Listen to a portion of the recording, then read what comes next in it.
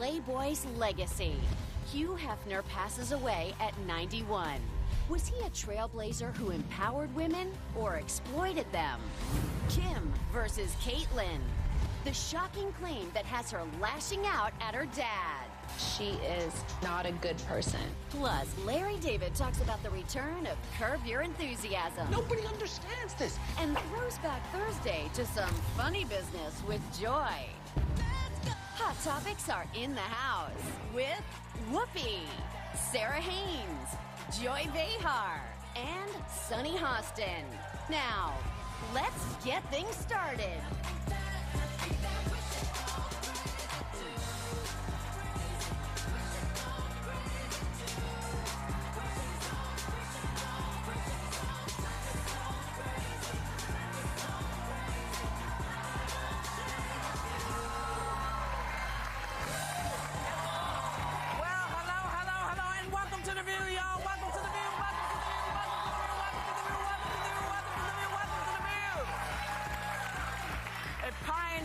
The sexual revolution has passed. Playboy founder Hugh Hefner was a civil rights and First Amendment trailblazer, but he was also divisive to some folks. Some felt he empowered women, others said he exploited them. Thoughts? Well, I mean, I didn't know him. I know you did. I met him too. Yeah, I didn't know him, but from afar, I did feel like it was exploitive. And then, you know, you have the article that Gloria Steinem wrote because she went undercover at the Playboy Mansion, and she describes such terrible things. Playboy Club, rather. She describes, you know, just how women were treated, what they were forced to wear, and it made me uncomfortable. Yeah, he was a mixed bag. He was very progressive politics, against all kinds of racism. You know, he was good with that. But with women, let's put it this way, Gloria Steinem's not going to read his eulogy. Yeah, but there were, you know, people always joke about the articles were good. There were amazing writers. They were. And they had, like, Kurt Vonnegut. The best writers in America. So there were some really good articles. Not that I ever saw any. Did you read these articles, Sarah? But I do think that he was a pioneer, and I always applaud someone that kind of busts a new lane in the road. Like, the guy also, here's the thing, it's like, it's in a way, it's, I hate to bring Donald Trump's name into this, but people say, you know, he's not a sexist because he hires women. Well, so did Hugh Hefner. He made his daughter the CEO of the Playboy industry, and he hired women, and but he also exploited women. He objectified women by showing, but he also was the, Kim Kardashian would not be among us without Hugh Hefner setting the tone back in the 50s, because it's been progressively more and more sex. And remember, in the 50s, it was so repressed in those days. Women were all uptight, you know, with the hard collars and no sex. Women who had to get an abortion could not get them in those days. But then if we think of it that way, didn't he empower women to go and take that? Because he didn't force anyone to work at the club. So did he allow women to come in? He said, here, this is what we're doing. Women came in, made their own money, had their gigs, sort of brought this idea of stewardesses and Playboy bunnies and sort of elevated maybe a different kind of conversation. Well, because, yeah, the women that showed up and wanted to be a part of that, I say if you feel objectified, you did that. No one does that to you. If you go in and take that job or that's what you want to do. But it also raised their game in certain circles and businesses. Because when you say you were a Playboy bunny, there was an iconic status to that brand. See, I think Gloria Steinem would say that that was low consciousness also. That maybe they were willing victims of this, of willing, what shall I say, players. But you could say they also have a low consciousness. I would say he was more at fault for the idea of the thoughts he planted in men's minds about women and objectifying. The women, I don't feel. But a lot of times women don't have the same opportunities. And if you look at... Remember the time we're talking about. You know, there was, you know, when Gloria came out and Betty Friedan came out, remember, they were talking to women saying, you can go out and do whatever you want to do.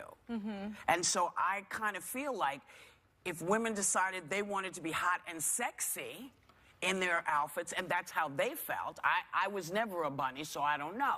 But in my own mind, you know. But I don't know. I mean...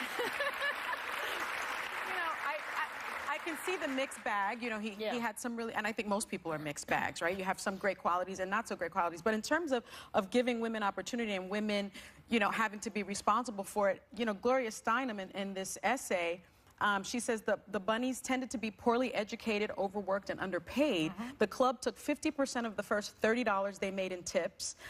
Bunnies had to pay for a lot of their own costumes, and a lot of the men that worked there would just call them bunny, bunny, bunny, bunny, bunny. And so disrespectful, very disrespectful. Ogling, a lot of ogling. I mean, you know, same with strippers. I mean, sometimes they do it because they need the money. It's like Maggie Gyllenhaal's character in The Deuce. Like, there's a way to look at her, like and when you're first watching it, you project your own limitations. Like, oh my gosh, poor thing had to prostitute. But she actually talks about the empowerment of choosing her own way. Yes. So it was her choice to do. So there's a side to it that we can't understand because the lens we're looking through is limited. We wouldn't do that. Listen, if I came from a place, if I could have gotten a job, you know, think of all the places that women couldn't go to work. They weren't hiring women. And these women said, you know what, I'm going out, this man is hiring. And I'm going to go and I'm going to do this. You can't look at this through a 2017 lens. You have to look at this in an early 60s lens and figure these young women who are out there said, yeah, I'm out there, I'm doing my thing, I'm being me. And it's one thing I love Gloria Steinem, but, you know, I just feel like if a woman decides that she's going to take her destiny into her hands, that's empowering to me. I don't have to love how she does it because I wouldn't have done it, but she had the opportunity to go and do this, and I think, okay, if this is your choice, that's how I feel about folks in the skin industry too. If this is what you're choosing and no one is forcing you, I'm good with you. Well, it's not that no one's forcing anybody to do all that. But there is kind of like the system is forcing you into that particular mold. Less opportunity. But there was no opportunity. Again, well, that's not true. I was there, and I was a teacher. I was there, too. I know you were. But I had plenty of opportunities. I worked in a 5 and 10. I worked for the New York State Employment Service. Yes, but some women didn't want to do that. And they wanted to do something different. I think some women had ideas of also trying to break into the business, and so their idea of that was whatever it takes. And you have they were all beautiful women, and Why don't we see if we can get some bunnies and invite them on? Yes, because why don't we see if we can get some bunnies to come on? I think that's a great idea because I would like to understand this Barbara more. Walters played a bunny once. Well, we're going to show that. I would like to understand more, and also, I mean, if you look at fast forward to, what was it, Holly Madison was one of the women that lived in the mansion. She wrote this tell-all book, and she talked about the fact that she didn't really understand that part of the arrangement was she had to have sex with him. I understood that, and I never lived there. Like, Holly, come on, girl. You know what? I don't know anything about that. I don't know anything about people living in the mansion having sex. I did not have sex when I lived in the mansion. I went to the mansion. Yeah, we've both been in the mansion. I went to the mansion. He opens the door. He's in his pajamas. I thought he's taking a nap, and I realized that's what he wears all day long. All the time. The pajamas all day. All day. Oh my gosh, you did too. Imagine if your husband walked around. There I am.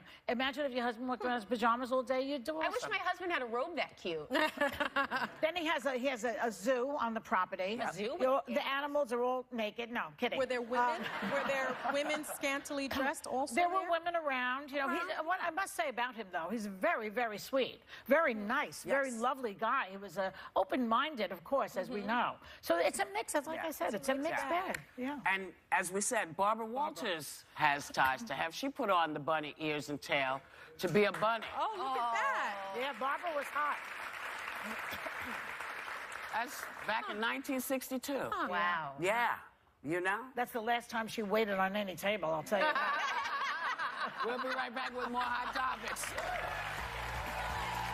Still ahead, PDA TMI. The ladies on whether couples should show public displays of affection or just get a room already. Today on The View, okay, yeah, we've got a pretty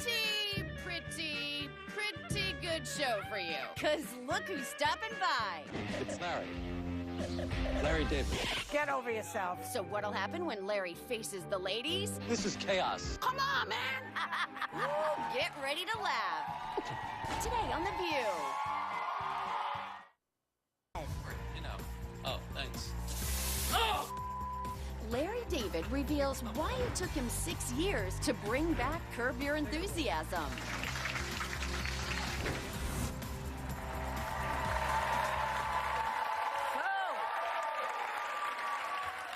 You know who claims that Facebook pushed content to trash him during the election? No. They were so mean to him. I know. But Mark Zuckerberg hit back that all sides were represented.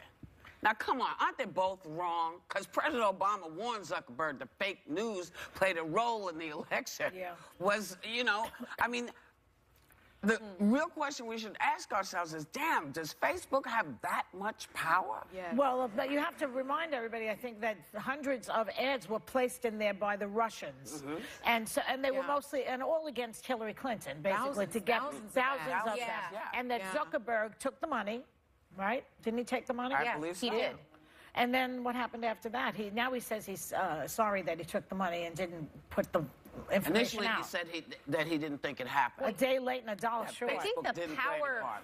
the power Facebook has is its reach. Yeah. So when you have a platform that reaches so many people, and you can have people providing fake news, and they were playing, by the way, both sides. So sadly, Trump doesn't realize in that statement that they also helped him. But they were fake stories, and they were trying to create division. So they fed both sides and the Green candidates. Now, people from both sides of the aisle have come to this table and said, everyone should be on the same page on this. This is a problem. So we actually need not only Mark Zuckerberg, but we need Twitter, who's actually meeting today with the Senate and House Intelligence Committees, to come forward with everything they have, because this is bigger. The Russian... on Russian intervention, like, because they also use Twitter, and Twitter hasn't revealed anything that they did on their platform. You know, I was really shocked to learn that 62% of U.S. adults get their news from Facebook.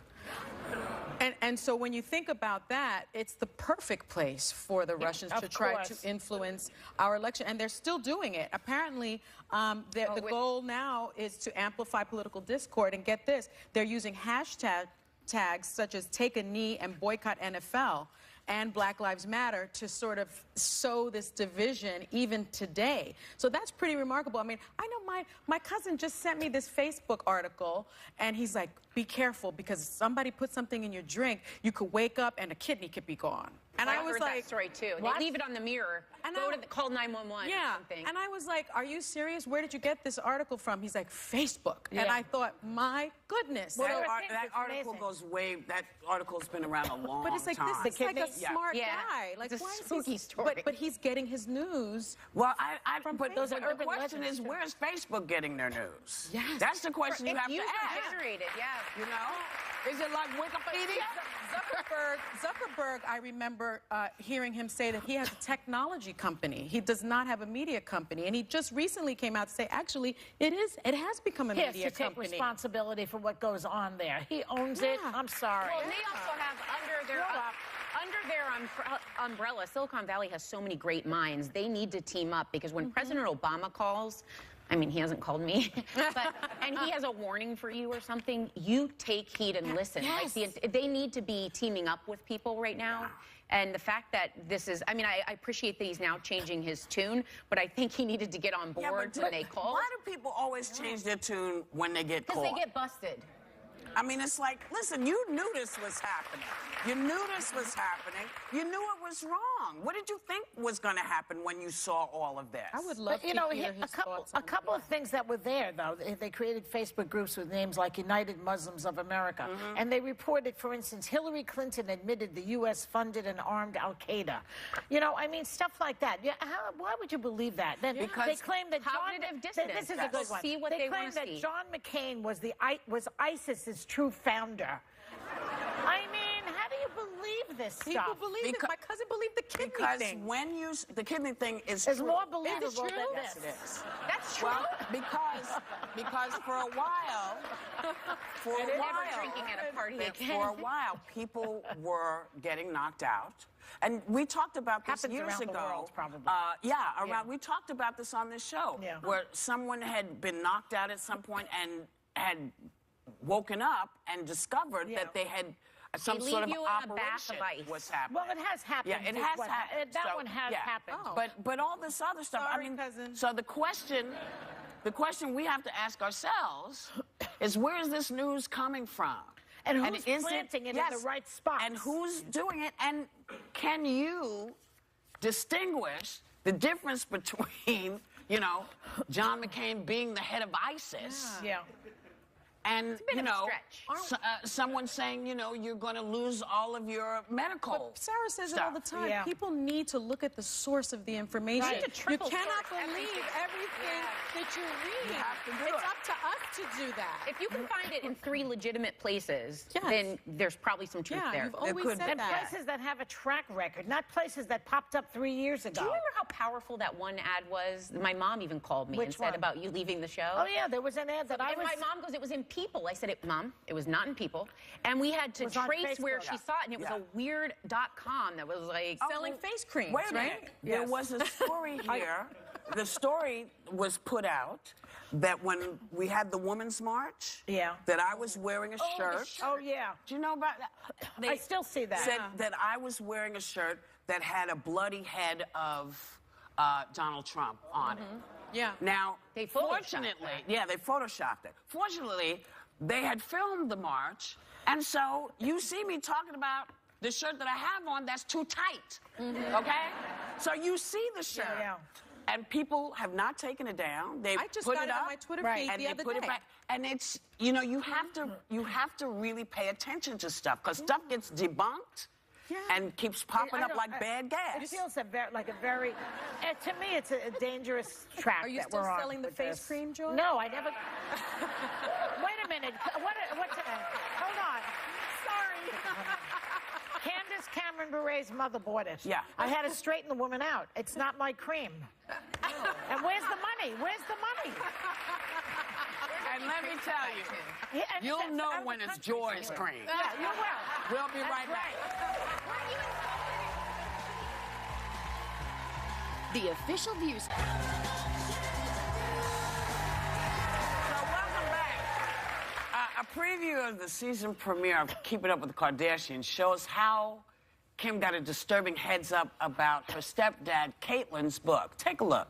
It says in Caitlyn's book, Robert Kardashian knew O.J. Simpson was guilty, but joined the defense team to get back at his remarried ex. Caitlyn came over and gave me the book, and then on the phone she said, well, the final version has a few more things in it, but don't worry, it's nothing about you. I have always had Caitlyn's back, but she is a liar. She is not a good person. And she has a lot of family history with those kids. So it's kind of an odd shot to take at the dad. I know. Well, she's writing a memoir, so, you know, she's got to write something or no one's going to talk about it. Yeah. Exhibit A. Well, that's the point. Caitlyn's always taken such a pride in those. You know, she raised those kids from such a young age. When you know something like that's going to hurt, and they're living with that loss every day. They talk. I mean, whenever you lose a parent, so I just feel like that's a place I wouldn't go. Like I think that's a little sacred. And I see it in all these memoirs. I mean, I know that people want to tell their story, and there's real value to reading about other people's struggles. But I don't know. I always learned family business you keep in the family. You know. You can't write the memoir. I know. I just Don't write it. It makes me very.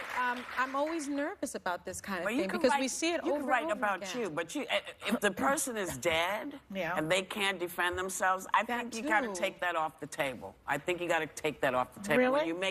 when you make an accusation like that, and the kids are stunned and the wife is stunned and everybody's like, "What the hell?" Yeah. You know, I think you have to be careful because he can't get up out the grave and say, "Hey, that's not what I said to you." So it just sort of But it's lingers again, there. it's a he said, it's a she said, she said. Yeah. So, you know, Caitlyn says, this is what he said, and she says it can't be. So that's the controversy of the book. It's still I mean, I wouldn't do it, but it's still his or hers. I keep getting my pronouns mixed up. So call them they. I learned this. it'll take a minute. Yeah. It'll take a minute. She has to write a book. Right. I'm telling you, what that has to sell. I said that already. I don't want to repeat Well, myself. and I think you have to talk about Chris because Chris was a direct part of his life. Her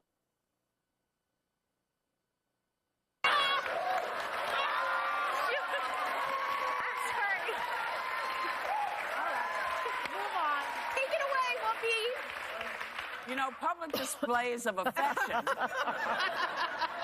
New topic. elicit very different reactions. And the Journal of Sex Research found out why couples do that. apparently, according to them, most women want to show they're in a relationship, but men do it to boost their image. Of course. It's for their ego. Okay, so you're telling me that people look at each other and they're thinking, yes, I'm going to boost my image. Yes, I'm going to show I'm in a relationship, as opposed to, oh, you look so good. I mean, who is putting all that thought into that? I don't think they're putting that much thought into it. I mean, I'm not Have you done it? When I was younger, when Manny and I were first together, we couldn't keep our hands off of each other. But for that's sure. different. That's different. For sure. We've all been there. Right? But usually... and sometimes you kind of do it in public. No.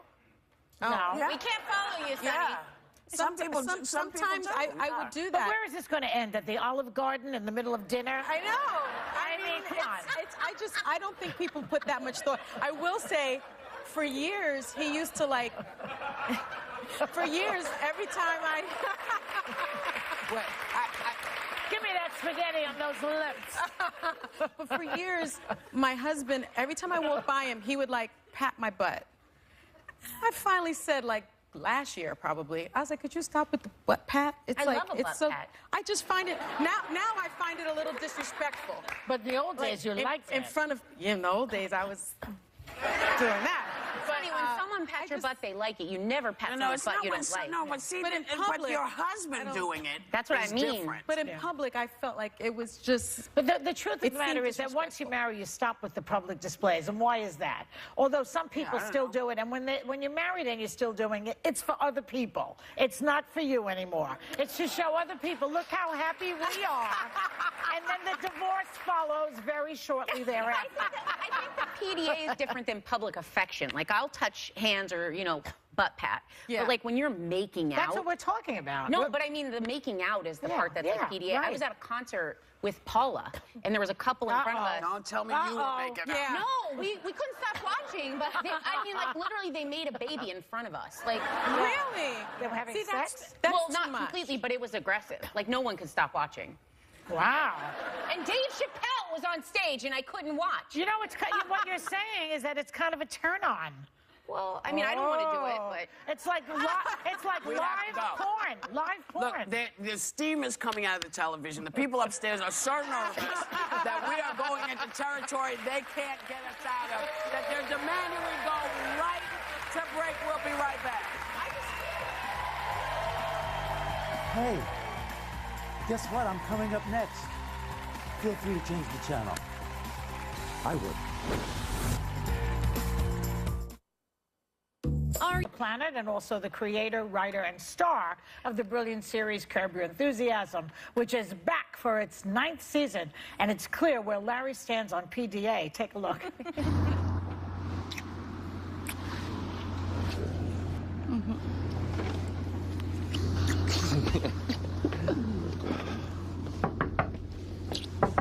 Come on. I can't look at that. Take it away. Hi. I'm trying to work. Sorry, what's your problem? No one wants to see this. Very disturbing. Two people aren't allowed to be happy? Well, you're allowed to be happy, but not in front of me, so let's move it down. All right. Okay. Thank you. Please welcome the upbeat and always optimistic Larry David.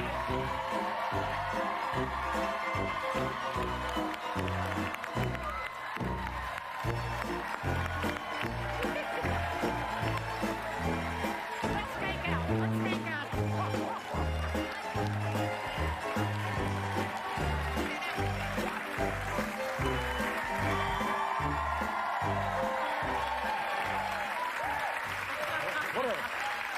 Nice, huh? I have 3 words for you. Curb your enthusiasm. So, you heard the Hot Topics maybe that they forced you to watch us? Yes, but the TV was turned off for some time, and I didn't know how to put it back on. Oh, Yeah. well, we were talking about, public displays of affection, Yes. and then you had it right in your show. What is it specifically that annoys you about disgusting. it? It is. I agree. Yeah, but I'll tell you this, after my wife and I separated, Yeah. I noticed that couples began to be more affectionate in front of me. Yeah, on purpose, like rubbing it in my face. See, we still have this and you don't. Yeah. Like showing off their relationship, whereas they never touched each other before that. I found it interesting and disturbing at the same time. Yeah. Well, you saw the purpose of it for men is to show off, and for the women it was to make you jealous. That was the study we did. I don't buy any of that. No. No. So it's just It's a sexual attraction, and they're into it. You know. Okay, that's what we said. Yeah, I agree with you. Yeah. Yes. So, okay. We also were talking about Hugh Hefner earlier. Yeah. Hugh, who died. Nice Yes. run he had, 91 and all that sex. Not bad. Who's better than him? Yeah. Were you a Playboy fan yourself? When I could sneak it somewhere, you know, I dare not buy one. No. You know, but any chance I had to look at it, I seized upon it. Yes. No, he was admired by every teenager in the neighborhood. I know. I mean, you know, the guy did nothing seemingly, walked around in pajamas, smoked a pipe, and had sex all the I time. know. And that's what he said. Yeah. He's practically a unicorn. I don't know if I believe it. So I mentioned to tell you, you played Bernie Sanders on Saturday Night Live. I think he knows during the election season, and you were nominated for an Emmy. And I'm to ask you, what's the secret of playing Bernie? Really? Is that a question? Is there a secret? And so they said, what's the secret of playing Bernie? Gee, you know, there really is no secret. All you do is open your mouth and talk. And hope for the best, yeah. Like Bernie. Yeah. No, we're both, I think we're distant cousins, actually, yeah. They found that out. Yeah, they after. found that out. Yeah. Because you do look like each other. Yeah. You favor each other. And that's how people talk in Brooklyn. So it was very easy to do it. Yeah. And my Wait, were you cousin doing talked it now? exactly like He that. sounds just did it, didn't you? Yeah. Yes, It's like, is he doing him or? Yeah. Okay. No, but you and Joy go back as well. And before you created Seinfeld, you used to do, you worked together on a show called Way Off Broadway in 1987. Yes. Larry was a writer. I was the host of the show. Larry was a writer. Yeah, that was What my do you big remember break. about her? It was, right? Yeah. He was us broke something in about those her. days, and so was I. Something about her? Like, what do you remember about her then? Whatever I remember about her then is that's exactly who she is now. She's the exact same person. And so was he. That's Same thing. great. That's a compliment. Larry would come to my house. I'll tell them. Larry would come to, there we are. Oh, my God. Yes. Remember when she used to cut your hair? That girl, the hairdresser, That's they used Mario to cut your Cantone, hair. isn't it? Yeah. Cantone. He was on the show, too. All my friends are the same people. Yeah. Susie Essman, who's on Curb Your Enthusiasm, that funny Susie love Green. Susie. But Larry would come to my house, and I would order food to come in, because we'd be there for hours, and he'd be writing. And then he'd say, who's paying for this? I'd say, the show will pay for I it. didn't want you to pay for I know, it. he was very sweet there. And I we- certainly wasn't going to pay No. for it. Neither was I. We had a lot of fun. Yeah. He was so productive. He'd come with copious notes, all sorts of concepts, brilliant stuff, you know. Well, Curb Your Enthusiasm is brilliant. I mean, it's just, it really is. And it's back, but it's been 6 years. Yeah. Why did you take it away from us for 6 years? I just didn't feel like doing it. Really? Really? Yeah. But now you do again. Yeah. And then I did feel like it. You know, I missed like it. my I brother. missed the people. And it just felt like the time was right to do it again. And I really don't have more fun doing anything than that. Yeah. Oh. You tried to stand up again during the period, the fallow period, Yes, right? during the fallow period. And did you like it at least I a liked little it. bit? I liked it at first. Yeah. Then what happened? And then every set, it got gradually more boring. You know? And finally, I was on stage going, I should really do Curb again. You know, in the middle of my act. You know? Yeah. Is this- Larry is legendary as a stand-up comedian because he'd come in. You have to. I've said this many times. He'd come in. He'd look at the audience. If he didn't like the way they looked, he'd walk out. Or somebody would look at their watch. He'd say, "What are you looking at your watch for?" And then he'd be ticked off. And The tiniest little things would bother me on Did you stage. get bored on Broadway?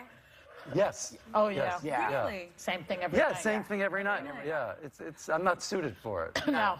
And I don't like having to know I have to be at a certain place at a certain time every single day. I know.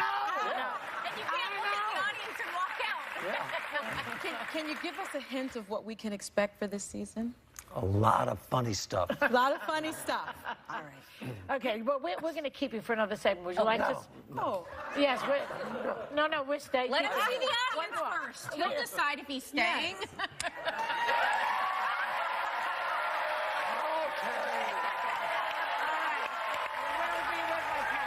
We'll be right back.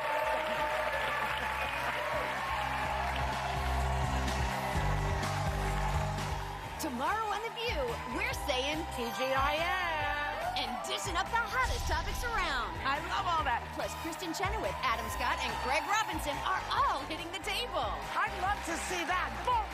Tomorrow on The View.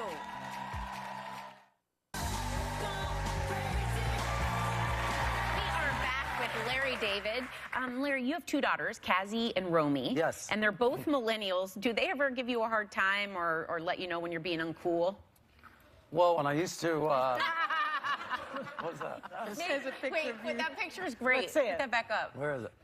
I feel like the picture says so many things right there. Oh yeah, I was in D.C. Dropping my daughter, my youngest daughter, off at school at GW, and I wanted to visit the Manassas battlefield, so we took a trip, and She looks thrilled. that's Cassie.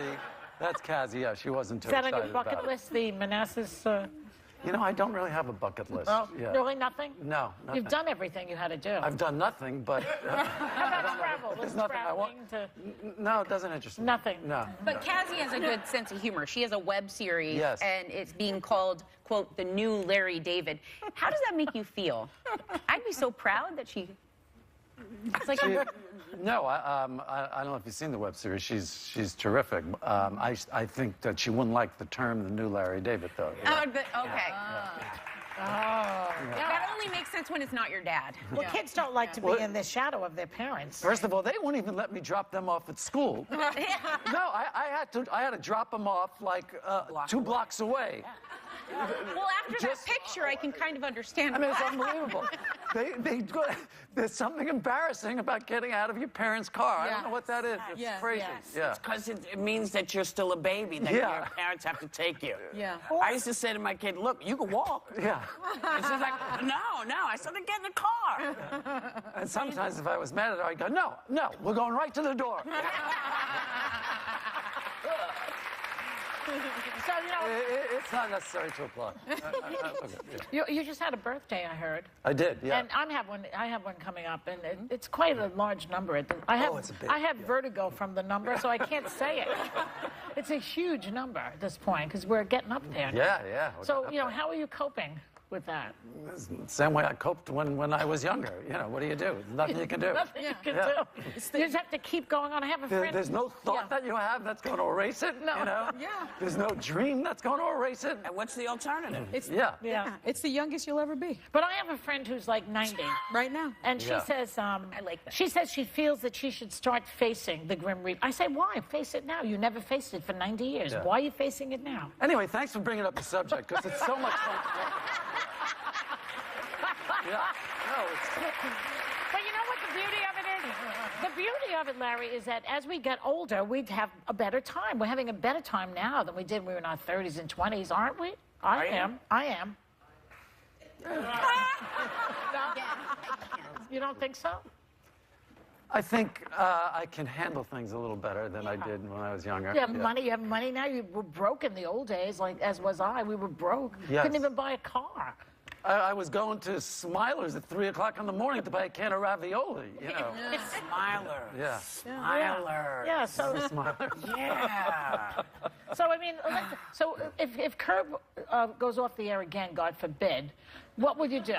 What would you do? What's the next thing that you would think of doing?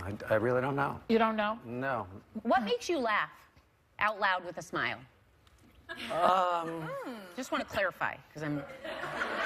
It's hard. It's hard. laughs easily. It's hard to define that. I don't know. Does any person make you laugh, or is there any... Oh, sure, yeah. He laughs a lot. Here's Yeah. Larry. Larry laughs at other comedians. He's generous to other comedians. He gives jobs to other comedians. He's very good. Very good person. That's true.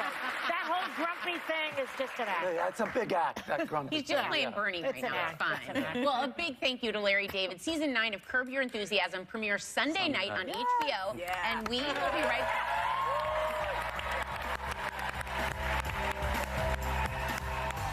The View would like to thank Apple and Eve for providing our entire studio audience with a bottle of their delicious juice.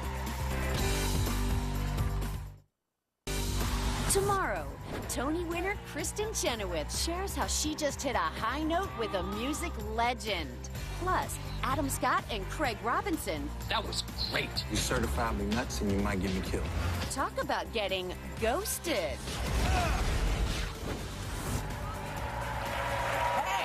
So I forgot to say, happy birthday, Mason. It's my grandson's 19th birthday. Happy birthday! Thanks for watching. Thanks for coming to see us. Thanks for playing with Larry David. It was wonderful watching those pictures. And we want everybody to have a great day and take a little time to enjoy whatever view you happen upon, y'all. Yep.